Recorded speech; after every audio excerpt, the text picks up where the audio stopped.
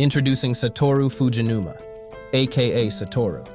This 29-year-old pizza delivery dude who's low-key trying to make it as a comic artist. Spoiler alert, he's more struggling artist than Marvel legend. Life's been serving him nothing but L's. But then, plot twist, he discovers he's got some serious time travel skills. Yeah, you heard that right. Whenever tragedy strikes, Satoru gets zapped back a few minutes before disaster hits, a phenomenon he dubs revival. It's like he's got a cheat code for life and he uses it to save lives like a total hero. But then, plot twist, he gets framed for the murder of someone close to him. Talk about a major bummer. Next thing you know, he's flung all the way back to 1988. Like seriously, that's 18 years ago. As he navigates this retro world, he uncovers some dark secrets linked to the disappearance of his classmate, the Hinazuki Kayo, a quiet girl. It's his shot to right the wrongs of the past and protect the ones he loves, all while trying to clear his name. Can Satoru crack the case and rewrite fate, or is he stuck in a never-ending loop of bad vibes? Let's find out. It's 2006 and the sun's out, but Fujinuma-san's vibes are way off. He's sweating bullets, about to get roasted by this interviewer. Boom. The interviewer hits him with the "your work's not it, chief," and straight up rejects him for being too old. Bruh, he's only 29. Just a wannabe comic writer trying to adult and figure out life. But let's be real, he's kinda behind on the job front. Fujinuma doesn't have regrets, but every single day he fantasizes about getting a redo to fix his past. He's not trying to overthink it, but overthinking is basically his middle name. Fujinuma-san is out as a pizza delivery boy, gearing up for his first delivery of the day. His co-worker, a pizza girl, Katagiri-kun, hits him with the classic joke about not eating the pizza on the way. Like, why does she say that every single day? Is this some kind of millennial humor? Fujinuma wonders, as it doesn't even make him chuckle. As he bikes along, he spots a butterfly and boom, time rewinds a few minutes. Fujinuma-san realizes he's caught in this wild time loop again. He sees a truck zooming by with an unconscious driver, and he makes a U-turn, even though he really doesn't want to get involved. But it's like the universe is pushing him to be a hero. Just as he saves a kid from getting crushed by the truck, he gets clobbered by a car coming the other way. Classic irony, right? Scene shifts. He wakes up in a hospital room, drowning in childhood flashbacks and thinking he might be dying. But honestly, he's okay if this is how it all ends. Suddenly he hears a familiar voice. It's the pizza delivery girl. She tells him he's been out cold for 2 days and asks if he remembers what happened. When she offers to call his family or girlfriend, he's like, "Nah, let's keep it chill." She calls him an introvert who keeps his feelings locked up but admits she's kinda impressed he saved the kid. Katagiri mentions the pizza shop manager said not to worry about the bike and car damage, just come back to work when he's all healed. Curious, he asks why she's slinging pizzas. She spills she got dreams to achieve. And when he wonders if she ever hesitates to share, she insists that saying dreams out loud makes them real. Her words hit him with a wave of nostalgia, but he can't quite place why. She leaves, saying she's not ready to spill her dreams since they're not that close. Fujinuma-san's mind is blown. He keeps getting yeeted back in time whenever disaster's about to strike. It's like the universe is forcing him to be a superhero on speed dial. He's been dodging L's left and right, but sometimes it goes south real quick. He dubs this wild ride revival, knowing it's gonna land him in hot water, but he's too deep in the game to quit now. Back at his apartment, he finds his mom whipping up a feast. She came down from Hokkaido when she heard about his accident, declaring she's here to take care of her one and only precious baby boy. Seriously, his mom looks way too young. She's 52 but radiating bad girl energy, smoking a cigarette and dropping savage one-liners. Later that night, she claims his bed and TV, leaving him to figure out where to crash. He mentally calls her a demon. Obviously wouldn't dare say that out loud. She's glued to the news about a kid's disappearance and suddenly asks if he remembers that incident from when he was in 5th grade. His memory's hazy. He lies down, trying to sift through those childhood memories. 2 of his friends died back then, and he recalls a guy he knew as Yuki, who always talked about courage. Turns out he was arrested later for being the serial kidnapper who took his friends. His real name was Shiratori Jun. Fast forward to next day, Fujinuma-san is lugging grocery bags with his mom, when boom, another revival hits. He sees a kid crying over a spilled ice cream, and that butterfly shows up again. Time rewinds, and he's not sure what disaster he's supposed to prevent this time, but nothing happened this time. They run into Katagiri-kun outside the supermart, and Fujinuma-san's mom invites her for dinner. A sketchy guy in a car is watching them, giving off serious Sus vibes, but Fujinuma's mom notices him. After dinner, Katagiri-kun heads out, but his mom suggests she stay the night. Fujinuma-san steps in, saying she's a high schooler and needs to get home. He rides her on his bike to the station. Back at home, his mom mentions that the landlady dropped by for the rent while he was gone. Then she casually mentions a foiled kidnapping attempt in the supermart parking lot, leaving him totally confused. Fujinuma-san remembers his classmate from 5th grade, Hinazuki Kayo, who was kidnapped and killed. He saw her alone in the park right before she disappeared and regrets not asking her to walk home with him. He's been trying to forget about that incident, but it haunts him. Meanwhile, his mom can't shake the feeling about that car and the guy in the bucket hat from the supermart. She thinks she recognizes him from somewhere when their eyes locked. Suddenly it clicks. Maybe Shiratori-kun wasn't the real culprit after all. She calls someone to talk about it. After returning home, she decides to finally tell Fujinuma-san about that old case, convinced the same guy is still out there and has committed more crimes since then. Door opened. She thinks Fujinuma is back from work, but a man bursts in and stabs her. She falls, trying to reach her phone to call her son.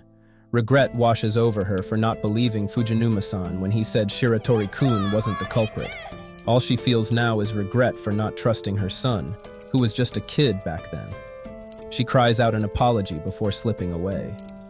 On the other hand, after his shift, Fujinuma-san heads home, and Katagiri-kun asks if his mom can whip up more of that delicious curry. On the stairs, he runs into the murderer of his mother, totally unaware that this guy just came from taking her life.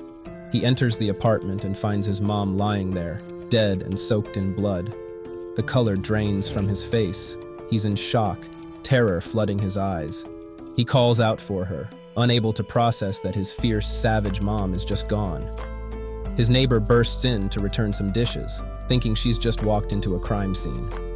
To her, it looks like Fujinuma-san is the one who stabbed his mom, especially with blood on his hands.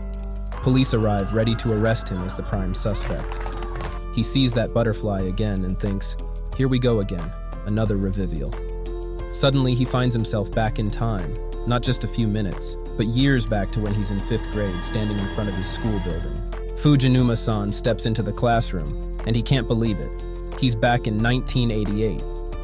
His classmates are chatting away, and it feels like a totally normal day. Everyone, including his teachers and friends, calls him Satoru, his casual nickname, so we'll stick with that since he's back in the past. His teacher waves him over to sit down, but Satoru's just standing at the door trying to process this wild time jump. Why did he end up in this particular moment 18 years ago? It's devastating, and he can't figure out why.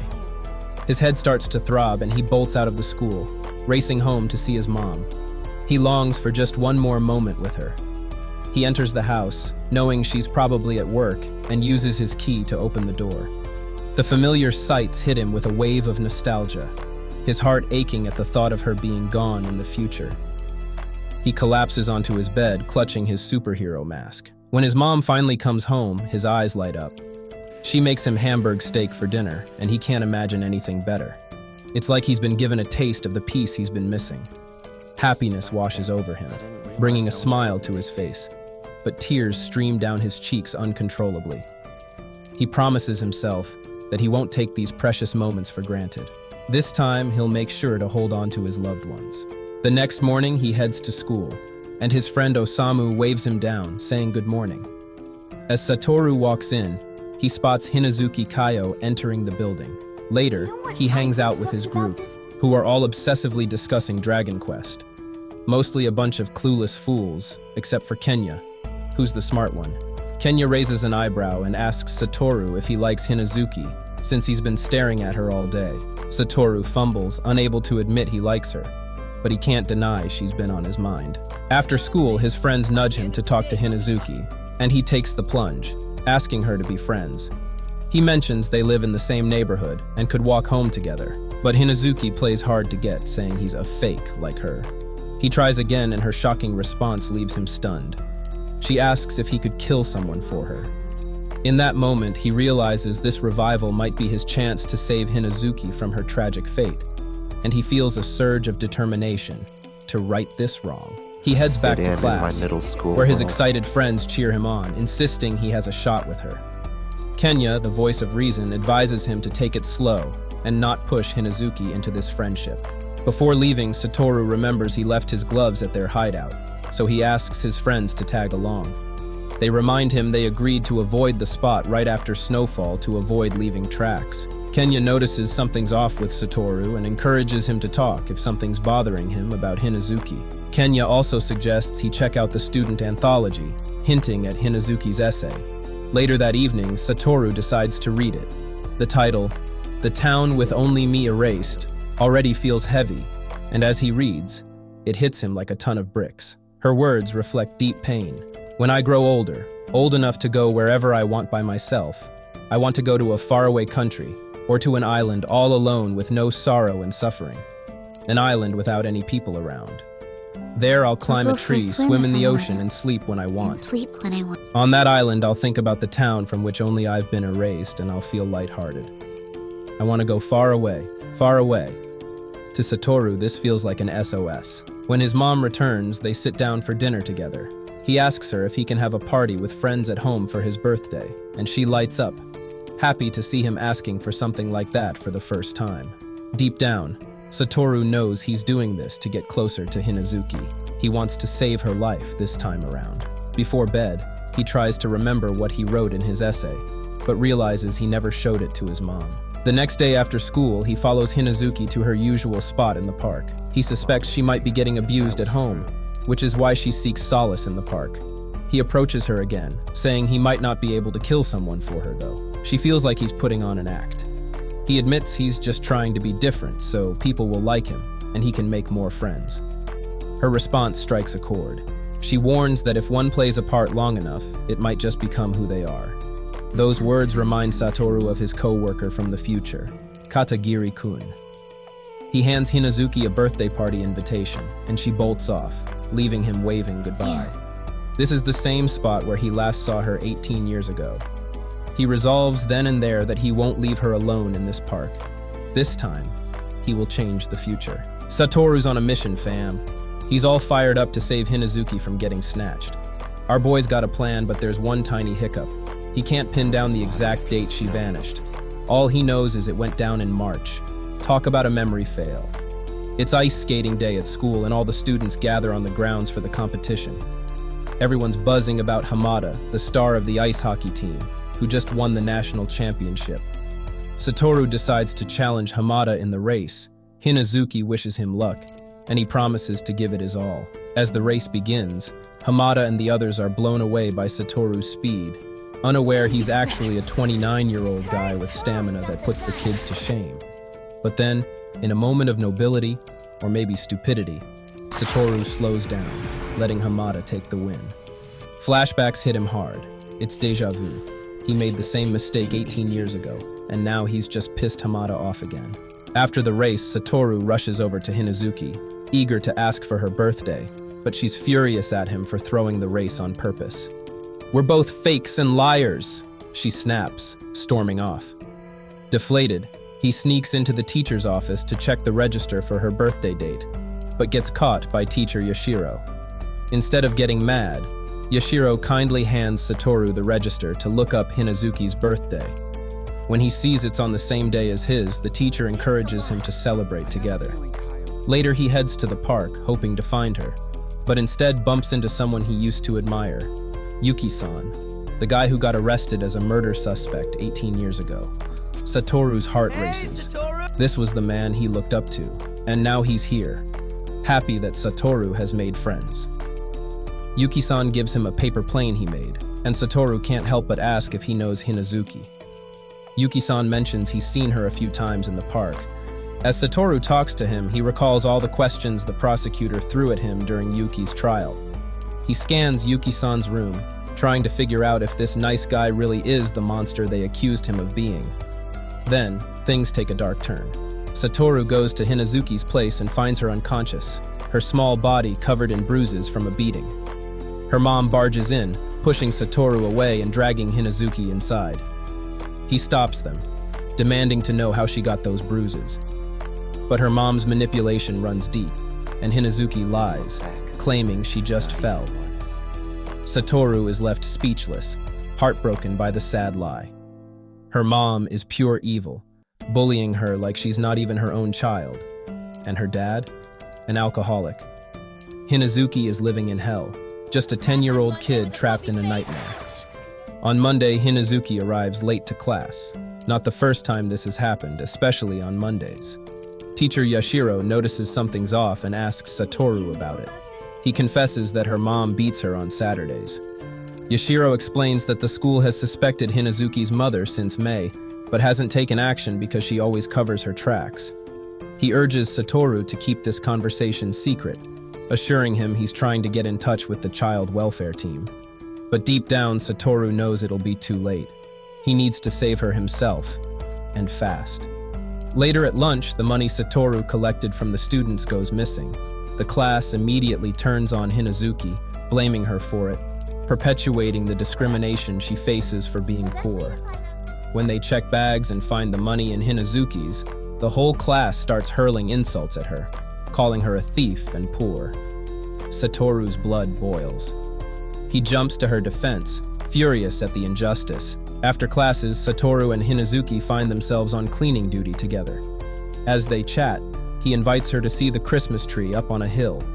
He gives her a pair of cotton gloves, knowing it might get cold during the climb. On the way, they spot two foxes running in circles, and Satoru's heart swells with joy. This time, he's not witnessing the beauty of nature alone like he did before. When they finally reach the tree, he tells her they'll come back to see it in the summer together. For the first time, a genuine smile spreads across Hinazuki's face. Rewind 18 years, fam. It's March 1st, 6 p.m., and Satoru catches Hinazuki solo in the park. He dips to the hideout for his gloves, then spots Yuki-san vibing by the river. But when he circles back to the park, poof! Hinazuki's ghosted the scene. Major plot twist alert. This time, with the power of revival giving him a shot to make things right, Satoru is determined not to let Hinazuki become the first victim of a serial killer. He's set on making sure nothing goes down on March 1st and is hyped to celebrate his birthday with her the next day. It's February 25th, and Satoru shares breakfast with his mom, then asks if he can hit up the science center with his friends on Saturday. His mom catches on, calling it a date instead of a hangout. But she's cool about it, granting him permission and tossing some extra pocket money his way. Honestly, telling her the truth is paying off. Satoru invites his friends to join him at the science center, but they refuse, wanting him to go solo with Hinazuki. Then she walks up to him, asking what's up. He almost spills that he's ditching his friends for a date with her, but instead he just awkwardly thinks it. Yeah, our guy might be 29 on the inside, but he's still acting like a clueless kid. Hinazuki mentions her mom won't let her go on Saturday. So Satoru decides to tag along to ask for permission. But Hinazuki's mom is hell-bent on keeping her home, insisting she's got chores to do. Satoru barely holds back his rage, calling her a bitch in his head. Then, in a moment of pure frustration, he shouts that he wants to save his friend. Instant regret hits him. He knows he messed up. Her mom tries to manipulate Hinazuki into saying she doesn't want to go. But shockingly, Hinazuki actually says yes this time. Her mom flips out, raising her hand to hit her. But Satoru's mom swoops in like a superhero, stopping the chaos. She invites Hinazuki's mom over for a little chit-chat, suggesting they should support their kids instead of fighting against them. Finally, Saturday rolls around. A clear day, and Satoru and Hinazuki head to the science center. Satoru is living his best life. This place is his jam, but Hinazuki's rocking that legendary serious face, totally unfazed. He asks if they should check out the planetarium, but she shoots him a look like he just suggested the worst plan ever. Deja vu kicks in, even though he's never been here with her before. So he ducks into the bathroom to splash some water on his face, trying to shake off the weird vibes. But the flashbacks come flooding back. They had similar convos at this same spot before. Panic sets in as he wonders if he's just stuck in a loop, reliving the past. He knows he can't give up yet. He's changed some things already. When his friends show up at the science center, Satoru feels a rush of happiness. At least he's got friends now. things are definitely looking up. The next Monday, Hinazuki shows up on time, and there are no visible bruises. Satoru breathes a sigh of relief. His plan is working, but he knows the real battle is just around the corner. He has to prevent the kidnapping. Tomorrow's the big day, so he tells Hinazuki he'll pick her up in the morning for school. The next morning, he wakes up early, feeling pumped, because today has to be better than 18 years ago. He does his best to keep Hinazuki close all day, making sure she's safe. They hit up the kids' center after school to play some games, and as it starts snowing on their way back, everything feels normal. He drops her off, they wave goodbye, and Satoru heads home, staring at the clock like a kid waiting for Christmas. But he can't help himself. He sneaks out with the clock in hand, heading to Hinazuki's house to keep watch. The following morning, he bolts over to her place, totally jazzed that he's changed history and saved her. It's birthday party day, and they've got plans to celebrate together. After school, they hit the market to shop for party supplies. Satoru can't help but flash back to the last time he shopped alone on this day, but now he's with Hinazuki. They stroll into Satoru's house, and bam, his friends pop out, throwing a surprise party with cakes and decorations everywhere. Hinazuki tears up, saying she didn't finish making his gift because she fell asleep. Satoru just smiles and tells her she can give it to him later. They whip up some sandwiches together and score a mountain of presents. Satoru realizes just how vibrant and fulfilling life is when you've got friends around. It's a total game changer. Later, when Satoru drops Hinazuki off at home, she's grinning like she's just won the lottery, promising to give him his gift tomorrow.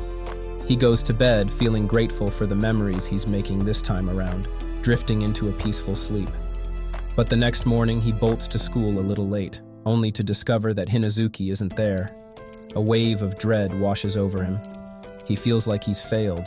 Hinazuki's MIA at school and Satoru's losing it. He zooms to her crib after class, heart racing. He's banging on the door, but crickets, nobody's home. The place is a ghost town.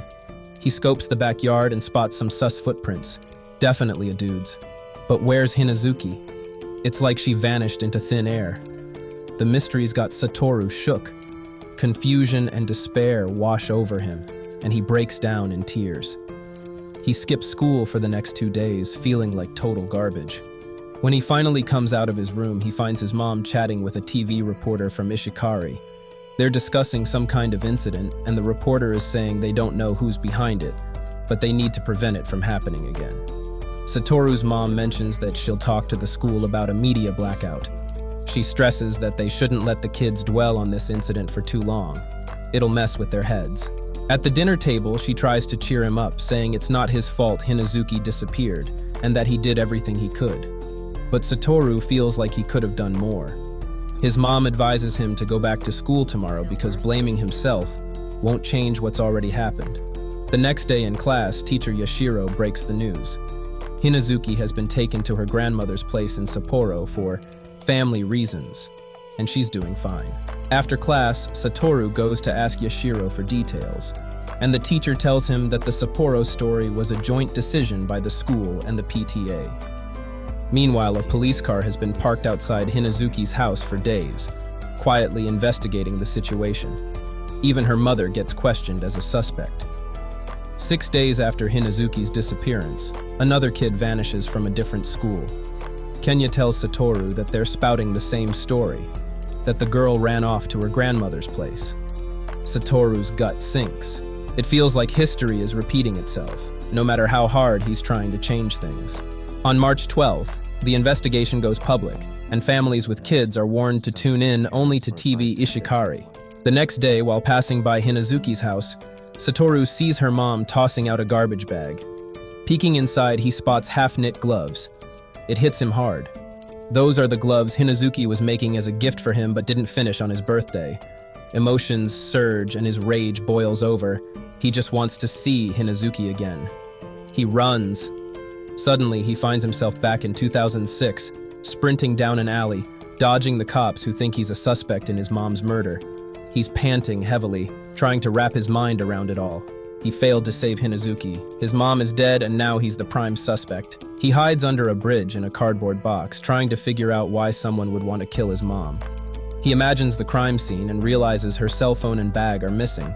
Maybe the killer took them because they feared she'd leak info. Exhausted and starving, he heads to the pizza shop manager's house and lies, saying he got into a fight with his mom and needs a place to stay. The manager is chill, a big brother type, but talk about betrayal. He calls the cops to get Satoru arrested. Seeing the police pull up from the window, Satoru jumps the wall, cursing himself for coming there. As he leaps, he collides with Airi, Katagiri-kun's casual name. She's making deliveries and picks up Satoru's phone, turning it off and advising him not to leave it open. The cops could track him via GPS. What a genius. She tells him to hop on her bike, and she takes him to her place. Satoru asks her why she's letting him crash at her house when everyone thinks he killed his mom. Airi responds that there's no way he'd hurt such a caring mother. She's devastated he's being chased by the police when he's the one who's lost so much. Finally, someone gets him. Airi hands him the book he left at the pizza shop and says she read the parts he bookmarked about a kidnapping incident in the neighborhood. She mentions that it's heartbreaking to read that Hinazuki died on the day of the doll festival, March 3rd. Satoru realizes that the dates have changed, meaning he's altered the future somewhat. If he can go back in time again, maybe he can save Hinazuki. The next day, Airi heads to her shift at the pizza shop. The manager is chatting with a man in a suit when she arrives. As she tells the owner she's heading home, the manager asks her to contact him if she sees Satoru and to help him. He doesn't believe Satoru would kill his mom. Meanwhile, Satoru goes to the library, digging through articles about the serial kidnapping and murder cases in his neighborhood, trying to gather clues. After reading about a case from 3 years ago, something feels off. Later, the pizza shop manager follows Airi to her house, suspecting she's hiding Satoru there. He peeks around a corner, dialing the police, but Airi catches him and goes off, smashing his phone into pieces and punching him. She thought he was a good person wanting to help Satoru, but he proves to be a total scumbag. He claims he's just worried about her. Airi shoots back that if he's so concerned, he shouldn't have called the cops on the family taking care of her. That night, Satoru and Airi sit under a bridge and she apologizes, saying he can't stay at her place anymore. It's too dangerous now. He asks about the house they're in, knowing it isn't her family's. She explains it's her uncle's house and her family lives out in the countryside. Satoru wonders why she trusts him when the world doesn't. Airi shares her story about how her dad was once accused of stealing. Even though he was innocent, it wrecked his life. He lost his job, got divorced, and left home because no one believed him. That experience made Airi determined to believe in people. Satoru insists she shouldn't risk herself for him and suggests she go to the police, saying he forced her to hide him. She refuses, saying he can't get away by himself. He'll need her help. As she heads back to the house to grab him some clothes, she receives a strange text from Satoru's mom's number. Stay where you are. Airi knows instantly it's from the killer. Smoke begins to fill her room, and when she opens the door, the place is engulfed in smoke. In a split second, there's a fire explosion and Airi faints. It looks like she's become the killer's next target. People gather around Airi's house as flames burst out, and Satoru rushes inside to save her. The smoke is suffocating, and Airi feels heavy in his arms. Just then, the pizza shop manager appears, urging Satoru to exit through the back door and not to involve Airi in his mess. He takes credit for rescuing her. Satoru's heart races as he glances at the text Airi received, realizing the killer set the fire to eliminate her. Rage boils inside him. This monster is targeting the people he cares about. He vows to find him, no matter what. The next day, Satoru calls a man who looks like a reporter, possibly one of his mom's colleagues. He meets with Sawada, the same reporter his mom spoke to 18 years ago after Hinazuki's kidnapping case. Without Satoru even asking, Sawada assures him he hasn't tipped off the police. He believes Satoru couldn't have murdered his mother. She wouldn't have raised a murderer. Satoru admits it's partially his fault for constantly screwing up. Sawada reminds him of his mom's words. It's pointless to blame yourself for something after it happens. He tells Satoru that before his mother was murdered, she called him to meet and revealed that the real murderer from 18 years ago wasn't Shiratori Jun. She knew who it was. Sawada explains that Hinazuki was beaten by her mother and her boyfriend on the night of March 2nd. They locked her in a shed all night, and she froze to death. Initially, the police suspected her mother and boyfriend, thinking they hid the body. But in reality, Hinazuki disappeared from the shed between 10 and 11 p.m. When her mother couldn't find her, she called Satoru's mom to ask if she knew where Hinazuki was. The police believed Shiratori Jun kidnapped her because the footprints near the shed matched his shoes. Sawada shares the police's theory. They assumed Shiratori Jun knocked Hinazuki out, photographed her, and put her in a commercial freezer. When her body temperature dropped to 20 degrees, she became brain dead. After 30 minutes, he returned her body to the shed before sunrise. Satoru shakes his head, insisting he doesn't believe Shiratori Jun could commit such an evil act. Sawada counters that the same thing happened in another neighborhood, and like Shiratori Jun, the culprit there never admitted to his crimes. He suggests they notice a pattern. The real culprit frames others for his crimes, creating confusion and multiple suspects while he remains free. Meanwhile, Eri wakes up in a hospital room and overhears investigators discussing how Satoru silenced her after she helped him kill his mother. Even her uncle and aunt believe Satoru is a stalker, and she can't wrap her head around how everyone is turning against him instead of looking for the real killer. As she reads a newspaper in the hospital shop, someone suddenly places a hand on her shoulder. Back in Sawada's office, Satoru and the reporter brainstorm the culprit's motive for attacking Eri. Satoru theorizes that the killer killed Eri's mother after observing them. Eri's mother must have witnessed the kidnapping attempt before she died. It seems the killer planned to frame Satoru, visiting the pizza shop to check his schedule, which Eri may have seen him do. Sawada realizes this could help them catch the culprit and decides to visit Eri in the hospital, asking Satoru to look over the murder files from 18 years ago on his computer. While Satoru sifts through the case studies, he finds that police discovered photos of murdered children in Shiratori Jun's food storage and concluded he had pedophilic tendencies. Fury wells up in Satoru as he realizes this evidence was planted by the real killer to distract from himself. Meanwhile, Sawada sneaks into Eri's hospital room, avoiding the investigators outside. A middle-aged woman greets him, and he introduces himself as Satoru's friend. Eri confided in her mother about how devastated she feels that no one believes in Satoru's innocence.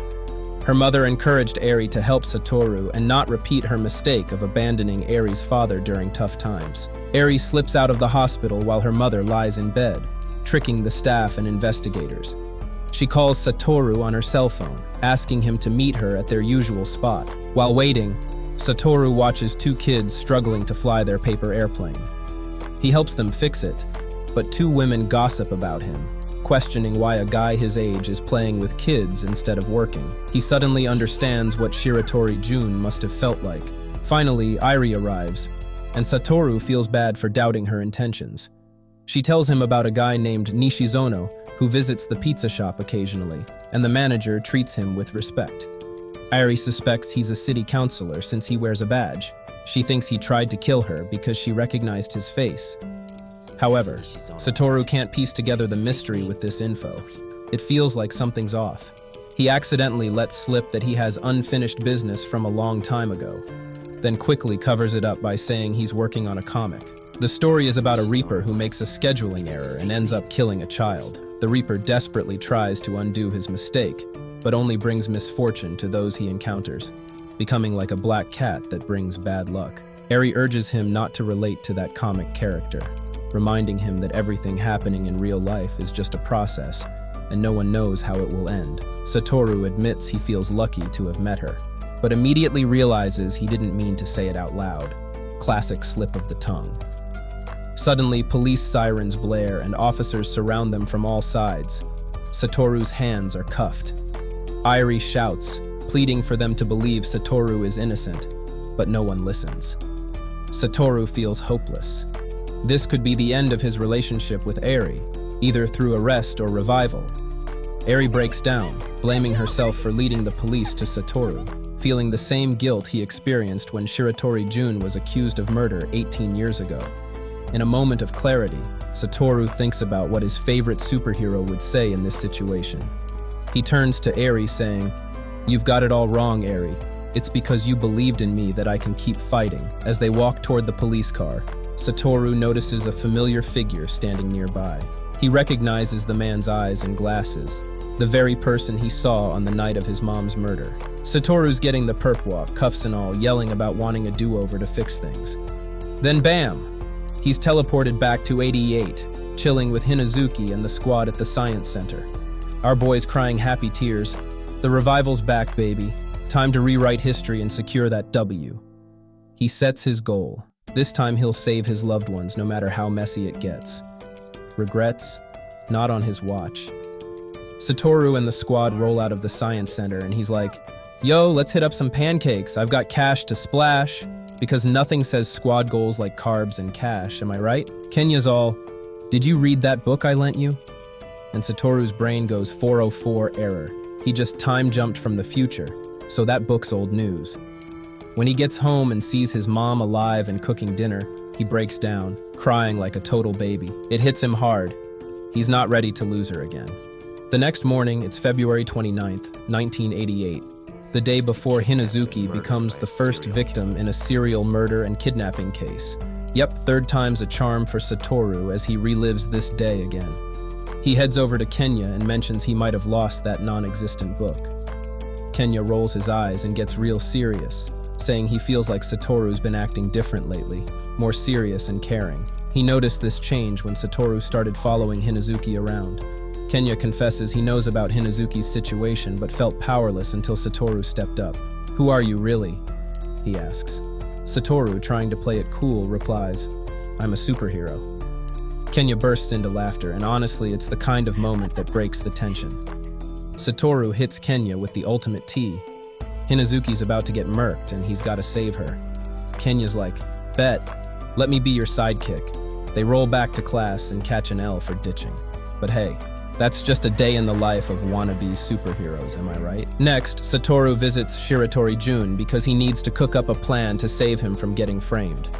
He asks Jun about his dad's room and whether he's seen Hinazuki lately. After their chat, Satoru breathes a sigh of relief. Nothing seems off with Jun. It's almost too easy. At the kids' center, Satoru meets up with his friends. The next day, it's his birthday. And surprise, his friends throw him a party at home, and everything seems normal. Gifts, laughter, and cake. What more could a kid want? But he knows he has to tweak a few things this time to prevent Hinazuki from getting killed tonight.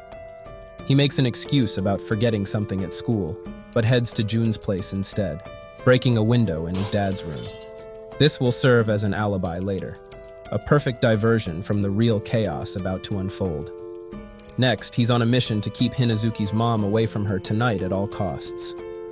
Just when he's about to push her down the stairs, Kenya swoops in, telling him to snap out of it. Satoru pleads with Kenya to help him make the police stop Hinazuki's mom from abusing her. "I don't care if it turns into a massive incident," he declares. "Anything's better than Hinazuki dying." The determination in his voice leaves no room for doubt. Kenya reluctantly agrees, knowing this is a fight worth having. After the party wraps up, Satoru takes Hinazuki home but pauses to say he's going to kidnap her tonight. Hinazuki laughs it off at first, but then she's totally down with the plan. Satoru leads her to a disguised school bus which used to be a hockey team's club room. Kenya's already set up a cozy hideout vibe inside for her. With snacks and blankets, it's like a mini adventure camp. After a quick goodbye, he and Kenya head home, but Satoru promises he'll be back. Later that night, after his mom's asleep, Satoru sneaks out, but she's on to him, pretending to sleep while keeping an ear out. Classic mom move. He grabs some noodles for Hinazuki, knowing she might be hungry. They chow down together in the bus, chatting about their favorite anime and silly childhood memories, just enjoying their little adventure. Everything seems to be going according to Satoru's plan. Hinazuki isn't getting beaten by her mom, the killer hasn't shown up, and the events are shifting away from the nightmare of the past. With Hinazuki still tucked away in the bus and Satoru and their friend keeping her company, he's ready to take the heat if anyone catches them. But Hinazuki suggests they say it was her idea, and the others just helped her, so no one gets punished. Given her situation, the cops would probably buy that she just wanted to escape her abusive mom. Later, everyone goes home, and Hinazuki is left sleeping alone in the bus. Suddenly, someone enters. Who is this person? Could it be the killer? The tension hangs in the air as the figure approaches, and Satoru's heart races. As Hinazuki sleeps alone in the bus, she suddenly hears the door creak open. She thinks it might be Satoru, but something feels off, sending chills down her spine. Terrified, she hides herself. After a few tense minutes, the unknown person finally leaves, and she sighs in relief. The next morning, Satoru wakes up to the smell of breakfast wafting through the house. His mom is already up, cooking away, knowing he's likely going to dash off early for school again. "Why are you leaving so early these days?" she asks, raising an eyebrow. Satoru plays it cool, replying that it's a secret. "Well, it better not be anything bad," she jokes. She packs him some food, slipping a note for Hinazuki into the lunchbox, which he quickly grabs to take to her. He rushes to the bus, handing over the food and catching up with Hinazuki for a bit. "Just hang in there for 2 more days and I'll get you out of this lonely hideout," he promises, determination in his eyes. Satoru bolts to school, almost late, and on the way, he passes a girl from another school. After class, teacher Yashiro calls him into his office. "Why has Hinazuki been absent for so long?" he inquires, looking concerned. Satoru lies, saying he stopped by her place that morning. Yashiro frowns, revealing he tried calling Hinazuki's house and got no response. Satoru's emotions start to bubble over. "Why don't you just call the police?" he blurts out. Yashiro's expression shifts as if he knows more than he's letting on. "Wouldn't that cause trouble for someone?" he retorts. But then he drops the good news. He's already contacted child welfare and is heading to Hinazuki's place with them today. Satoru's heart swells with hope. Finally, something is being done about the abuse Hinazuki has been facing. Later that evening, Yashiro and the child welfare team arrive at Hinazuki's house, but no one answers. They decide to check inside and discover that Hinazuki's mother has bolted out the back after hearing them knock. The team resolves to come back the next day.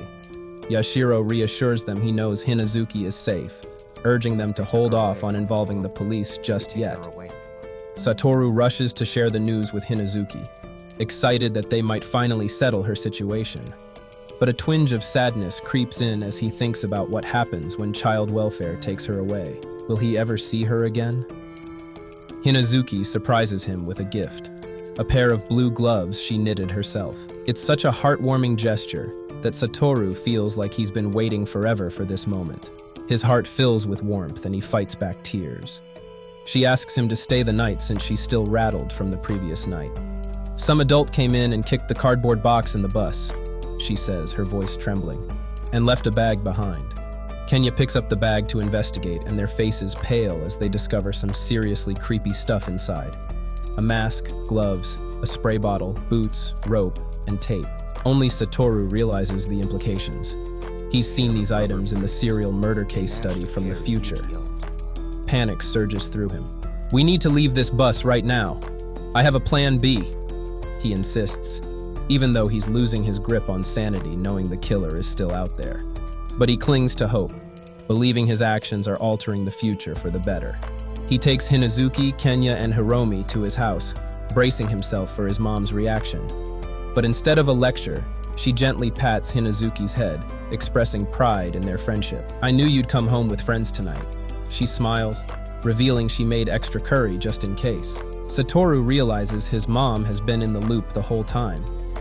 Later, she calls Yashiro to update him, discussing something planned for 7 p.m. the next day. After hanging up, Yashiro makes another call, introducing himself as Hinazuki's teacher and expressing a desire to talk about her situation. Satoru's mom then takes Hinazuki to the bathroom, and Hinazuki feels enveloped in a warmth she's never known.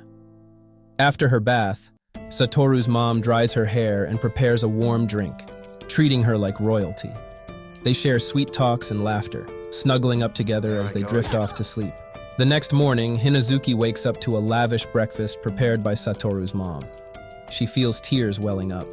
She's used to dry bread, cup noodles, or just a bit of cash from her own mother. She's never tasted food made with love before, and the emotion hits hard, leading her to cry out loud as her heart aches. Later that evening, Satoru, his mom, and Hinazuki head back to her house. As they approach, Hinazuki's mom, a real piece of work, starts shouting at her daughter again, the chaos erupting as usual. Hinazuki's mom storms in, ready to unleash on Satoru and his mom for hiding her daughter. "I'm suing you," she yells, drama on high. Satoru's mom shoots back, pointing out that Hinazuki's mom isn't even bothered about her daughter and didn't lift a finger to find her when she went missing. Hearing this truth hits Hinazuki's mom hard. She snaps, grabbing a shard of glass to swing at Satoru's mom. but Hinazuki jumps in to stop her, resulting in a scratch on her own mom's forehead. Hinazuki wraps her arms around her mom, squeezing tight to prevent any more chaos. "Look at you, making me the villain in front of my daughter," her mom wails. Satoru, fed up, tells her to shut it. "You deserve it for locking her in a shed after beating her." Just as the tension escalates, the child welfare team and teacher Yashiro arrive, like superheroes swooping in at the last moment. Satoru's mom and Yashiro had schemed this out yesterday, hoping to get Hinazuki's mom to spill the truth since she had been dodging them like an influencer avoiding their ex. The welfare folks tell Hinazuki's mom they're taking her daughter into custody because she's not being treated right at home. "You didn't even try to find her when she went missing for 3 days, they state. Hinazuki's mom loses it, blaming Satoru and his mom for kidnapping her daughter, threatening to report them to the police. Just then, Hinazuki's grandma shows up, calling her "my daughter," while collapsing to the ground, crying. She begs Hinazuki's mom for forgiveness for breaking up the family and admits she knows how hard it is to raise a kid alone. Hinazuki's mom has a dark past. She faced abuse from her husband, and that trauma got redirected at Hinazuki. Now tears flow freely as Hinazuki clings to her mom, finally breaking down after holding in her pain for so long. But in her eyes, her mom isn't someone she can lean on. She's just not that person for Hinazuki. Satoru hits Yashiro with a major thank you, but the teach is all, "Nah, fam, it was your guts that got the ball rolling. We couldn't let that fire die out." Satoru's heart does a little flip. He never got to make memories with his old man. But this moment, it's hitting different, like those dad-level words of praise he's always dreamed of. Hinazuki thanks Satoru for saving her, and as she leaves with her grandma, Satoru finds himself sprinting after the car, not wanting to say goodbye forever. But deep down, he knows Hinazuki is about to embark on her own path, and a bright future awaits her. Days slip by, and Satoru is in a funk since Hinazuki left. His friends notice, their worry levels rising. Teacher Yashiro calls him into his office and shares that Hinazuki's mom will have to stay away for a few years while Hinazuki starts fresh at her grandma's place. The teacher asks where Satoru had been hiding Hinazuki, and he spills the beans about the old school bus. "Only kidnappers like you hang out in places like that, huh?" Yashiro teases, and they share a laugh. With Hinazuki's situation sorted, Satoru turns his focus to 2 other kids who've fallen victim to a serial kidnapper. One's Hiromi, a buddy from school, and the other's Nakabishi Aya, a total stranger from another school. Satoru's got to figure out how to connect with Aya, and it's proving tricky. He asks his mom for tips on making new friends. "Just be positive and remember, nothing ventured, nothing gained," she advises. So he decides to just go for it and approach her, because if he doesn't try, he'll never know. After school, Satoru tails Nakabishi to get the scoop on her schedule. He's such a planner, ready to dive into superhero mode. He figures out that she usually gets out of cram school around the same time each day. But just as he's following her to see where she lives, he runs smack into his mom, who roped him into carrying heavy groceries home. Not exactly the thrilling detective experience he had in mind. Out of nowhere, teacher Yashiro pulls up and offers them a lift. What a lifesaver. Satoru seizes the moment and asks Yashiro how to approach a girl who doesn't know him. The teacher gives him some solid advice. Show off his good side instead of being super direct. Let her guard down first. While they chat, Satoru spots a paper sticking out of the car's dashboard. Before Yashiro can warn him, he yanks it out, and a cascade of lollipops tumbles out. "Well, you're exposed now," Yashiro laughs, grabbing one and offering it to Satoru. "Since I quit smoking, candy is my go-to chill pill." Satoru thinks to himself, "Man, my teacher is a total weirdo."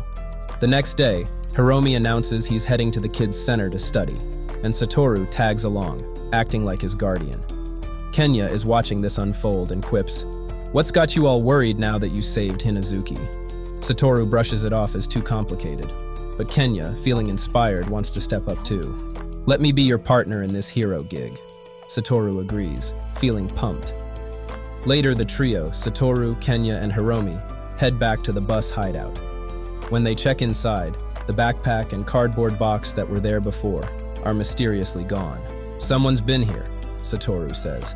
piecing together that the guy who showed up the night Hinazuki stayed here is a potential murderer hunting kids. How do you know? Kenya asks skeptically. Satoru admits it sounds crazy, but he's convinced that danger lurks nearby. He realizes that while stopping Hinazuki's mom's abuse was one part of his mission, protecting her from this murderer is the main goal. Kenya wonders if Satoru wants to be a detective or a novelist when he grows up. It's not about being far-fetched. It's about whether you believe me, Satoru replies earnestly. Hiromi and Kenya might not fully buy into Satoru's wild tales, but they agree to trust his feelings. Kenya declares, "I believe in you, Satoru. I'll be right here for this detective quest." Satoru can't help but beam, feeling grateful for his friend's support. Later, he walks Hiromi home, the day wrapping up as Satoru races back to his place, fired up with determination to save everyone and make the future brighter. The next day, Satoru ditches his other two friends to tag along with Hiromi and Kenya as they play detective together. The other two friends catch a whiff of something suspicious and decide to follow them, convinced that these three are up to something interesting. In Satoru's original life back in 1988, he graduates from primary school completely friendless. Hinazuki, Hiromi, and Nakabishi Aya go missing and are later found dead, a tragedy that leaves a gaping hole in his heart. He blames himself for not being able to save anyone. But now, the universe has given him a chance to rewrite fate. This time around, Satoru, Kenya, and Hiromi set out to connect with Nakabishi. They try to engage her in conversation about her hobbies, reading and playing piano. But she remains nonchalant, mocking them for sneaking around like superheroes. Her teasing stings, igniting anger in both Kenya and Satoru.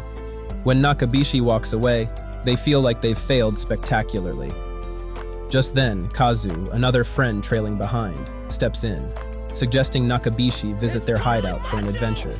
But she bolts, calling them weirdos. Mission failed, and the trio is left feeling deflated. The next day, they hang out in their hideout, and Satoru can't shake the feeling that he messed up his chance with Nakabishi. Suddenly, the door swings open. It's Nakabishi. She walks in with a straight face, saying she's free to drop by.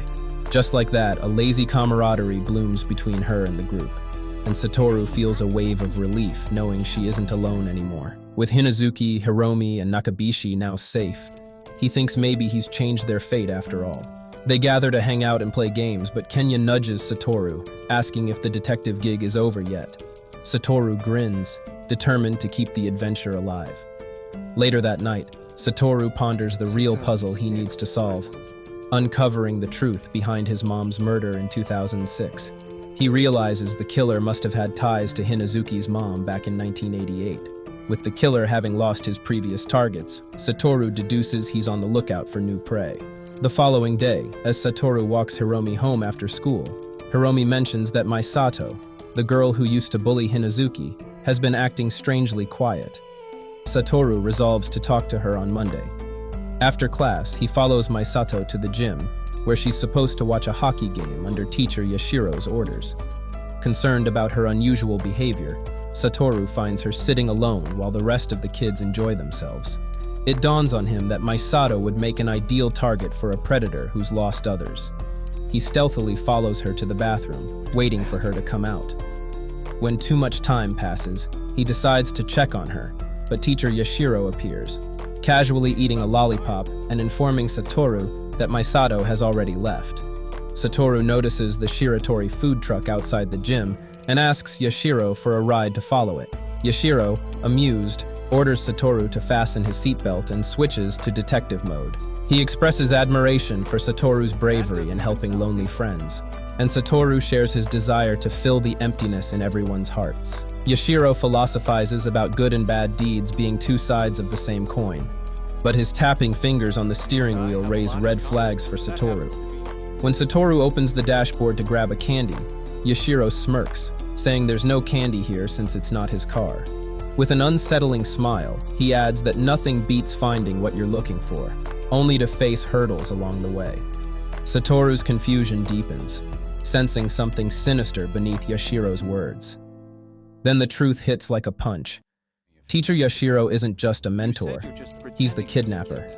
He orchestrated everything to lure Satoru into a trap. Yashiro had arranged for Misato to be at the gym and informed Hiromi, knowing Satoru would follow her straight into his web. He had even drugged her drink and ordered takeout to mislead Satoru. Satoru's brain is going a million miles an hour, and the truth hits him like a truck. The one dude he ride or die trusted is the big bad he's been chasing all along. Talk about a plot twist. It's a major of moment. He'd peeped Yashiro's name on the sus list back in '06, but brushed it off, trusting the guy blindly. Now that's what you call a trust fall gone wrong. As the car comes to a stop, Yashiro declares that it's game over for both of them. He's furious that a kid like Satoru could ruin his plans. He pulls out a basketball, saying he's going to bring about Satoru's demise. In a defiant moment, Satoru shouts that he won't die until he takes Yashiro down first. But Yashiro casually places the basketball on the accelerator and exits the car. The vehicle lurches forward, and Satoru struggles against his seatbelt. The car careens toward the canal, water rushing in as he fights for his life. With desperation, Satoru calls out to Yashiro, claiming to know what lies ahead for him, but the words fall on deaf ears. As the water fills the car, memories flash before Satoru's eyes. His life, the happiness he once knew, like he's taking his last breaths. The darkness closes in, and with it, a chilling sense of finality. Yashiro narrates one of his peculiar childhood memory. He recalled a classmate who had brought a box filled with 8 hamsters to school. Fascinated by their tiny forms, Yashiro decided to take them home. But instead of caring for them, he filled a jar with wine and water and dropped the hamsters inside, a misguided experiment of sorts. When he returned hours later, he was struck by the sight of one lone survivor amidst the dead bodies. He named this resilient creature Spice. This little hamster reminded him of the story The Spider's Thread, about a sinner named Kandara, who, having done one good deed by sparing a spider's life, was given a chance at redemption. Buddha lowered a thread to him from paradise, but as Kandara climbed, he kicked away other sinners, ultimately causing the thread to break and sending him back to hell. Yashiro mused that ever since he met Spice, he began to see threads above people's heads, each one representing their fleeting chance at life. Yet he had snuffed out those chances, one by one. Until now, Satoru had thwarted his plans, becoming an unexpected obstacle. Yashiro had intended to kill Satoru as well, but something unusual happened. The boy didn't die. In a twisted sense of admiration, Yashiro decided to name him Spice, just like the hamster. The scene shifted to Satoru's mother, who was tirelessly working at home before preparing dinner. Entering a dimly lit room, she found Satoru lying there, seemingly asleep. Yet as he stirred, he realized he had been in a coma for 15 years. His mother had devoted hours each day to his care, and for the past 3 years, she had been using an EMA device to prepare for his awakening. Dr. Kitamura, who had been observing Satoru throughout his coma, praised his mother's dedication, insisting it was her unwavering support that helped him wake up. When Satoru was asked about his last memories before the coma, he struggled. It felt as though everything was locked away behind an impenetrable door. Flashes of unfamiliar words and sensations flickered through his mind, leaving him confused and yearning for clarity. Soon after, 2 familiar faces entered the room, Kenya and Hiromi, his childhood friends. Now adults, Kenya had become a lawyer, while Hiromi pursued a career in medicine. Despite the years that had passed, the bond between them felt as strong as ever, and they spent time catching up, exchanging laughter and nostalgia.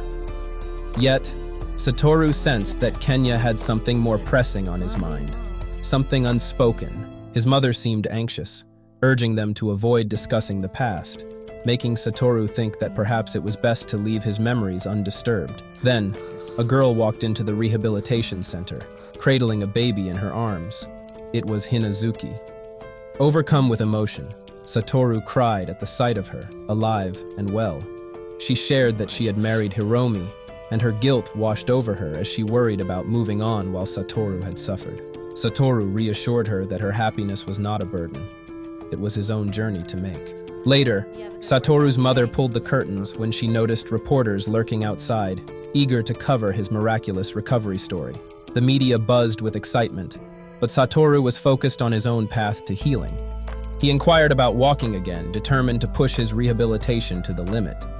In a separate conversation, Dr. Kitamura spoke suspiciously on the phone about Satoru, hinting at outside influences trying to turn him into a guinea pig for some ulterior motive. As Satoru worked diligently on his rehabilitation, he caught the attention of a little girl named Kumi-chan, who admired his progress from afar. One evening, during his wheelchair outing, he shared encouraging words with Kumi-chan, who was anxious about her upcoming surgery. As they spoke, hidden reporters snapped photos, eager to capture his inspiring story. Just then, a man in a suit confronted the reporters, threatening legal action for trespassing. As he approached Satoru, he revealed himself to be Yashiro, Satoru's former homeroom teacher. Yashiro, now going by the name Nishizono, claimed to have changed his life completely, even becoming a counselor. Satoru, oblivious to the dark past that lingered, wished him well, believing that Yashiro would make a fine politician. Yashiro peeled an apple for Satoru, exuding a facade of care. But inside, he remained the same manipulative figure. Weeks passed and Satoru continued his struggle to regain mobility, cherishing visits from Kumi-chan, Kenya, and Yashiro. One night, while visiting Kumi-chan, he ran into Yashiro again, who suggested they go somewhere quieter to chat. Satoru felt a twinge of unease as Yashiro led him to an abandoned elevator, taking them to the rooftop. Up on the roof, Yashiro's hitting Satoru with that Throwback Thursday vibe, reminiscing about how Satoru and the squad used to dip to their secret hideout. But just as the nostalgia's getting thick, Satoru drops the mic. He calls Yashiro by his name, not teacher. Yashiro's face goes ghost mode as it clicks. Satoru's memory's back online. It's about to go down, and the tension's so thick you could cut it with a knife. In the hospital room, Satoru gazes at a picture of his friends, recognizing that both Kazu and Osamu are grinding hard, his old buddies from elementary school. Hiromi nods in agreement and mentions that Misato says she'll stop by to visit Satoru soon. This news catches Satoru off guard. Misato used to hate him back in the day. Seriously, she must have been blind to not appreciate such a sweet guy. Kenya jumps in, saying Misato suggested a fundraiser to help cover Satoru's hospital bills. Satoru's jaw nearly hits the floor. Kenya recalls and asks him if Satoru was trying to save Misato that day. He fell into the canal and ended up in a coma. He asks if Satoru remembers everything. With a nod, Satoru confirms, leaving Hiromi wide-eyed and furious that Satoru kept this from them. Satoru shrugs, explaining that he didn't want to drag them into his mess. After 15 years, all the evidence is gone, so who would believe him anyway? As he turns to leave, Kenya, avoiding eye contact, admits how thrilled he is to see Satoru awake. He's just stoked to have his friend back and doesn't want to push him about the past. "You've fought enough already, man. Just bring us along for the ride next time." Kenya reminds Satoru that he and Hiromi are still on the hunt for his attacker with Sawada-san. Satoru used to be their hero, and that inspiration molded them into who they are now. They even helped Hinazuki back in the day. Reaching out to Hiromi, Satoru affirms his faith in him and appreciates their bond. Suddenly, Satoru has a flashback from his earlier life in 2006, sitting under a bridge with Eri while dodging the cops. Eri tells him she wants to trust him for her own sake, highlighting how vital trust is in friendships. This makes Satoru realize he can trust these guys too, and he seals that bond with a handshake. Then he drops the bombshell. The killer is Yashiro. He remembers that rainy rooftop scene where Yashiro tormented him, never expecting a kid to predict his every move. It's as if Satoru glimpsed the future when he shouted at Yashiro, letting him know he knows what's in store. Fast forward 15 years, and Yashiro is back, threatening him once again and asking about that fateful day. While on the phone with Kenya, Yashiro snatches Satoru's phone, revealing a text from Kumi-chan. Her IV drip is scheduled for 4:30 p.m., and Yashiro has swapped it with muscle relaxants, conveniently leaving Satoru's fingerprints on it. His devious plan makes Satoru feel guilty enough to leap off the rooftop. He dangles Kumi's life as bait, urging Satoru to spill the beans. Satoru recalls his last convo with Kumi's mom and tells Yashiro he saw him as a father figure, since he never knew his biological dad.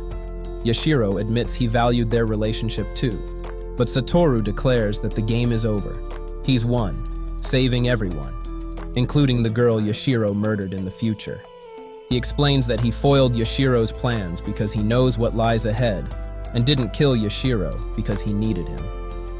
In a fit of desperation, Satoru lunges his wheelchair toward the edge, but Yashiro halts him at the last moment, saying, "I can't kill you." He adds that 15 years flew by for him, but it must have felt like an eternity for Satoru. Reflecting on living multiple lives, Satoru admits he no longer hates Yashiro because he's the only one who understands the real him.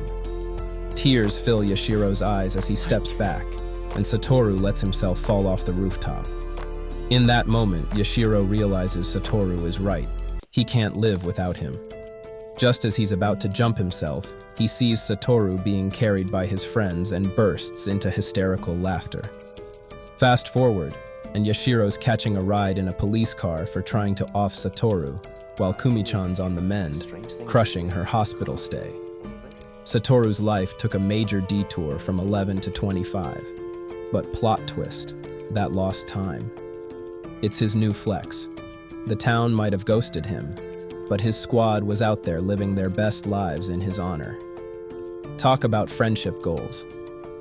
Fast forward to the future, Satoru becomes a successful comic writer and returns to his hometown to reconnect with his beloved old friends, including Shiratori Jun. In 2010, he sits under the same bridge where he once chilled with Eri, flipping through his comic while reminiscing about those treasured friendships. His heart swells with warmth, knowing he has people he can truly trust. It took a mountain of courage to change his life.